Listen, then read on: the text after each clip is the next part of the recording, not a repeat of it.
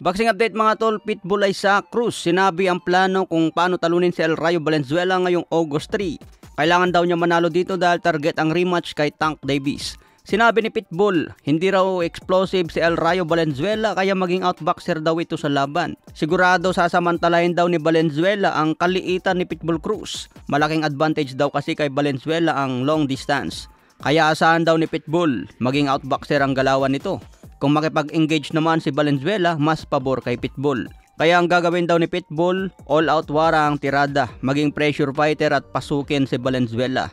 Kung manalo daw si Pitbull Cruz, isunod agad si Tank Davis. Sa ngayon may kahinaan na raw si Tank Davis. Madalas tinatamaan sa muka dahil namumula raw ang muka nito matapos ang laban.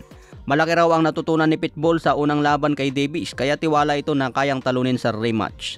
Kaya abangan natin ngayong August 3 ang pagbabalik ni Pitbull, undercard ni Crawford. Sa ibang banda naman, pambansang kamao Manny Pacquiao walang sinayang na oras habang nasa Japan.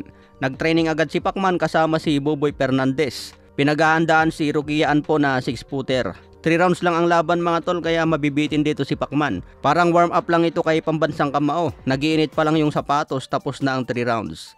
So abangan na lang natin ngayong July 28 araw ng linggo. Unang laban ni Pacman under ng Rizin Federation. Go!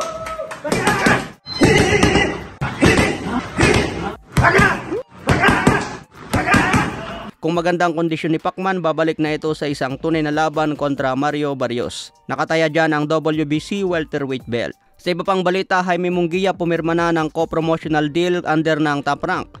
May paparating na laban si Munguia ngayong September 20 at ipapalabas sa ESPN. Makakalaban niyang isang Canadian boxer na si Eric Barzinian. May kartada ang 32 wins, 23 KOs, walang talo.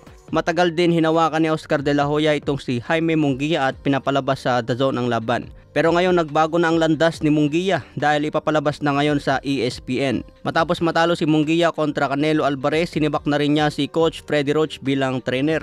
Dalawang laban ni Munguia kasama niya si Coach Freddy. Ito ang laban niya kay John Ryder at kay Canelo Alvarez. May balita rin na babalik na raw si Munguia sa dating trainer na si Eric Morales. Tinapos lang ni Munguia ang pangarap na laban kay Canelo sabay iwanan ang co-promotion na Golden Boy. May kartada si Munguia na 43 wins, 34 KOs, may isang talo, may edad na 27.